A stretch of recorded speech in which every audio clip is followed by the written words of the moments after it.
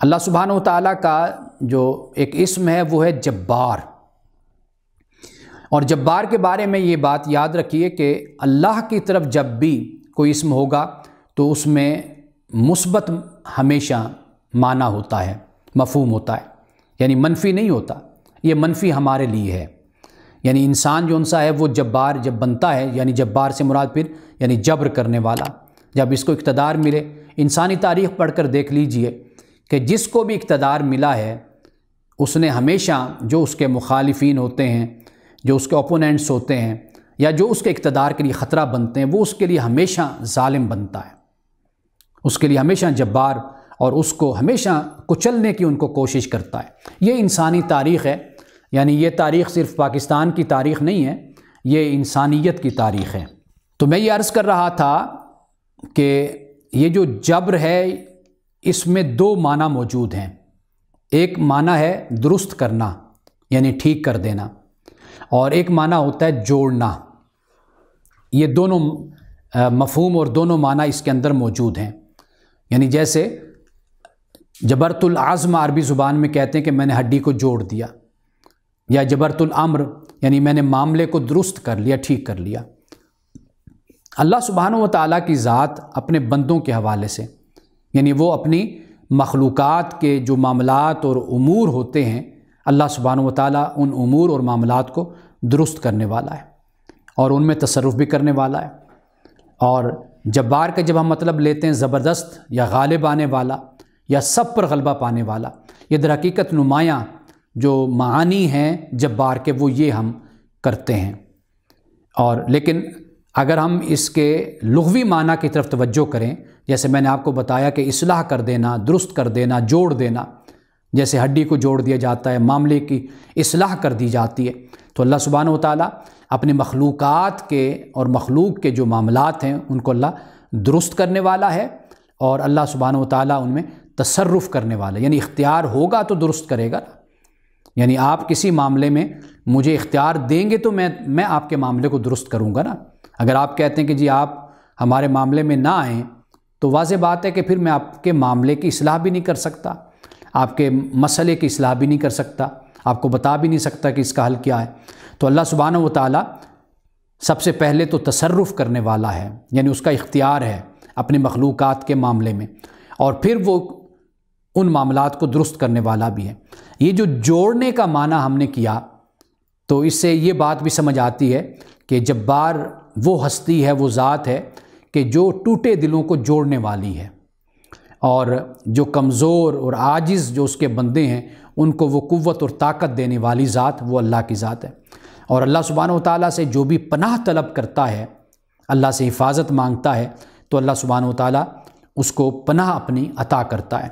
اور اللہ سبحانہ و تعالیٰ سکون دل عطا کرنے والا ہے، یعنی اپنے بندوں کو دل کا سکون اور اطمینان عطا کرتا ہے۔ الا بذکر اللہ تطمئن القلوب، اللہ کی یاد سے ہی دلوں کو سکون ملتا ہے۔ تو یہ وہ ہے ذکر، یہ یعنی جبر میں یہ معنی پوشیدہ ہے۔ اور یہ بات بھی یاد رکھ لیجئے کہ ایک زبان جس میں وہ لفظ تخلیق ہوا اور جس زبان سے اس کا تعلق ہوتا ہے، ایک تو اس کا اپنا مستعمل، اپنا استعمال ہوتا ہے، ایک وہ ٹریول کر کے دوسری زبان میں جب آتا ہے تو بعض اوقات ایسا ہوتا ہے کہ اس کو پھر منفی بھی استعمال کیا جاتا ہے۔ تو ایسا بھی ہو سکتا ہے کہ ہم اردو میں چونکہ جب جبار بولتے ہیں یا جابر بولتے ہیں تو اس سے مراد پھر ہم یہی مطلب لیتے ہوں، کہ جیسے حضرت موسیٰ علیہ السلام کی قوم نے کہا کہ بھئی وہاں پر ہم تو نہیں جائیں گے، اذهب انت وربک فقاتلا انا ہاہنا قاعدون، کہ اے موسیٰ آپ جائیے اور آپ کا رب جائے، وہاں جا کر لڑے، ہم تو یہاں بیٹھے ہوئے ہیں۔ کیوں؟ اس لیے کہ وہاں کے جو رہنے والے ہیں وہ جبار ہیں، جبارین کے الفاظ آتے ہیں، تو وہاں پر جبارین سے مراد یہی ہے، یعنی طاقت اور قوت والے۔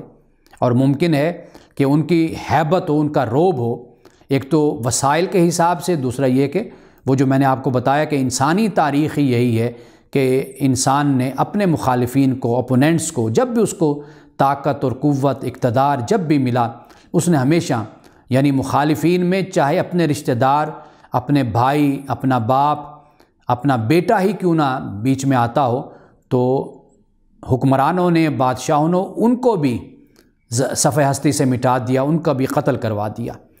تو جبار اس معنی میں بھی ہے، لیکن اصل بات کیا ہے؟ واضح بات ہے کہ جو اس حد تک ظلم تک پہنچتا ہے تو اس کے پاس اختیار تو ہوتا ہے، یعنی غلبہ ہوتا ہے، وہ زبردست ہوتا ہے، تو پھر وہ یہ سب کچھ اپنے مخالفین کے ساتھ کرتا ہے۔ تو یہ جبار کا معنی یعنی اللہ سبحانہ و تعالیٰ کی طرف جب اس کی نسبت ہوگی تو اس کا مطلب ہوگا معاملات کو درست کرنے والا، اصلاح کرنے والا اور جوڑنے والا، شکستہ دلوں کو، ٹوٹے دلوں کو جوڑنے والا، اور انسان کو سکون اور اطمینان عطا کرنے والا۔ اور اسی میں سے پھر یہ معنی بھی نکلتا ہے کہ اللہ تعالیٰ ہر برائی اور عیب اور نقص سے اللہ کی ذات پاک ہے، یعنی یہ جتنے بھی عوارض ہیں یہ انسان کے عوارض ہیں۔ اللہ سبحانہ و تعالیٰ ان تمام عوارض اور نقائص سے اللہ کی ذات پاک ہے۔ اور پھر یہ بھی معنی سامنے آتا ہے کہ جبار میں کہ اللہ سبحانہ و تعالیٰ کا شریک کوئی نہیں، اس کا ہمسر کوئی نہیں، اور اس کا مشابہ کوئی نہیں، وہ ان سب سے بلند اور بالا تر ہے۔ یہ جبار کا مطلب ہو گیا۔ اب اس کے بعد متکبر ہے۔ دیکھیے تکبر کا ایک معنی تو ہوتا ہے کہ جو اچھے اعمال ہیں ان میں وہ زیادہ ہو اور دوسروں سے سب سے اوپر ہو، ایک تو یہ معنی تکبر میں ہوتا ہے۔ اور دوسرا یہ ہوتا ہے کہ تکبر ہوتا ہے کہ کمال کا دعویٰ کرنا، کمال کا، یعنی صفات میں، افعال حسنہ میں، اعمال حسنہ میں، اور ان ساری چیزوں میں یعنی کمال کا، پرفیکشن کا دعویٰ کرنا۔ اور آپ اندازہ کیجئے کہ بھئی انسان جب اس کے بارے میں دعویٰ کرے گا تو اس کے اس دعوے میں کتنی حقیقت ہوگی، اس لیے کہ تکبر صفت کمال کا دعویٰ ہے، اور افعال حسنہ میں، اچھے افعال میں سب سے زیادہ اوپر ہونا، سب سے اوپر ہونا۔ تو یہ بھلا انسان کیسے بھلا افعال حسنہ میں سب سے اوپر ہو سکتا ہے، اور کیسے انسان پرفیکشن کا دعویٰ کر سکتا ہے؟ جو ان دو چیزوں کا فطور اپنے ذہن میں رکھتا ہے، فتنہ اپنے ذہن میں رکھتا ہے، وہ پھر متکبر ہوتا ہے، اور متکبر اللہ سبحانہ و تعالیٰ کو پسند نہیں ہے۔ اور ایک حدیث، اور غالباً اس کو حدیث قدسی کہا جاتا ہے، کہ فرمایا کہ کبریائی میری چادر اور عظمت میرا ازار ہے، اور جو اسے اوڑھنے کی کوشش کرے گا میں اس کی کمر توڑ دوں گا اور اس کو دوزخ میں پھینک دوں گا۔ اللہ سبحانہ و تعالیٰ نے یہ، جسے ہم کہتے ہیں نا غیرت کا، آپ نے یہاں پر اظہار فرمایا ہے۔ اور اگر ہم الہامی کتابیں دیکھیں تو وہاں پر جو یہ تکبر ہے اس کو غیرت کے ساتھ، یعنی متکبر ہے اللہ، غیور ہے، وہاں پر غیور کا لفظ استعمال ہوتا ہے۔ یعنی اللہ تعالیٰ نے اس بات کو کچھ اس طرح مثال سے انسان کو سمجھائی ہے تاکہ انسان کے اندر غیرت پیدا ہو۔ یعنی یہ غالباً کسی صحیفے میں، یعنی وہ صحیفہ بائبل میں ہے یا یعنی تورات میں ہے، یہ الفاظ ملتے ہیں کسی پیغمبر کے، کہ اللہ پاک یہ فرماتا ہے کہ جس طرح تم گوارا نہیں کرتے، تم نہیں چاہتے کہ تمہاری بیوی کسی اور شخص کی بغل میں سوئے، تو اس طرح اللہ بھی گوارا نہیں کرتا کہ تم اس کے سوا کسی اور کی بندگی کرو۔ یعنی یہ انسان کا ایک رد عمل سامنے آتا ہے، انسان میں غیرت پیدا ہوتی ہے اور انسان غضب میں آ جاتا ہے ایسے واقعہ پر اور ایسے معاملے پر۔ تو اللہ پاک مثال سے یہ بات سمجھاتا ہے گزشتہ کتابوں میں سے کسی کتاب میں کہ یہ ہے مثال۔ اسی طرح اللہ سبحانہ و تعالیٰ بھی غیور ہے، تمہارا خدا، الفاظ ہیں کہ تمہارا خدا غیور ہے، یعنی غیور سے مراد یہ بات سمجھ آتی ہے کہ وہ متکبر ہے، وہ غیور ہے۔ خیر ہمارے ہاں تو اب غیرت لا قانونیت کا نام بن گیا ہے، کہ جب ہم کہتے ہیں کہ غیرت مذہبی، دینی غیرت، اب وہ دینی غیرت یہی ہے کہ جلاؤ گھیراؤ کرو اور شیل پھینکو اور پولیس والوں کو مارو اور ریاستی قانون اپنے ہاتھ میں لو۔ اب تو ہمارے ہاں غیرت اس چیز کا نام بن کر رہ گیا ہے، یعنی وہ وطن کی غیرت ہو یا مذہب کی غیرت ہو، لا قانونیت، ظلم، زیادتی، دوسروں کو مارنا پیٹنا، حد سے بڑھ جانا، دوسروں کی تکفیر کرنا، دوسروں کو کافر قرار دینا، اپنے سوا کسی کو مسلمان نہ سمجھنا۔ بدقسمتی سے ہم نے تو اس کو اب غیرت کا نام دیا ہوا ہے نا، ہمارے ہاں پاکستان میں آج کل یہی غیرت چل رہی ہے۔ تو لیکن غیور اللہ سبحانہ و تعالیٰ ہے، قرآن پاک اس کو متکبر کہتا ہے، اور متکبر کا معنی کہ اللہ کی جو عظمت ہے اور اس کی جو کبریائی ہے وہ اپنے کمال کو پہنچی ہوئی ہے، یعنی وہ جو پہلے معنی میں نے بیان کیا نا، تو اس کو پیش نظر رکھیے کہ عظمت و کبریائی اپنے کمال اور اپنی انتہا کو پہنچی ہے۔ اور اللہ سبحانہ و تعالیٰ کی ذات وہ ہے جو اپنی برتری اور اپنی بڑائی کا احساس رکھنے والا ہے، یعنی وہ غیرت مند ہے، وہ اس بات کو نہیں پسند کرتا کہ کوئی عظمت اور برتری اور بڑائی کا دعویٰ کرے اور اس کے مقابل کھڑا ہو۔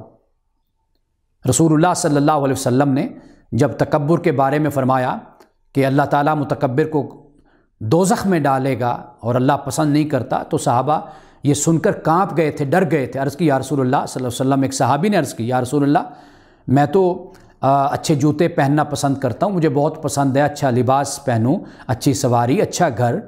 تو رسول اللہ نے فرمایا یہ تکبر نہیں ہے۔ تکبر کیا ہے؟ فرمایا کہ رب کے حکم کے سامنے کھڑے ہو جانا، نعوذ باللہ، یعنی سرکشی اختیار کرنا، یہ تکبر ہے۔ اور دوسرا آپ نے فرمایا کہ تکبر یہ کہ اپنے بھائیوں کو، اپنے جیسے انسانوں کو حقیر خیال کرنا، گھٹیا سمجھنا، تو آپ نے فرمایا کہ یہ تکبر ہے۔ اب اللہ سبحانہ و تعالیٰ کی ذات حقیقت ہے کہ یعنی ہمارا ایمان ہے اور ہمارے ایمان کا حصہ ہے۔ ہم مومن ہی تب بنتے ہیں کہ جب ہم اللہ تعالیٰ کو اس کی صفات کے ساتھ ہم مانیں اور اس پر ہم ایمان لائیں۔ کیوں؟ اس لیے کہ افعال حسنہ میں اللہ سے بڑھ کر کوئی نہیں، اور جو پرفیکشن اور کمال ہے وہ اللہ کی ذات میں موجود ہے۔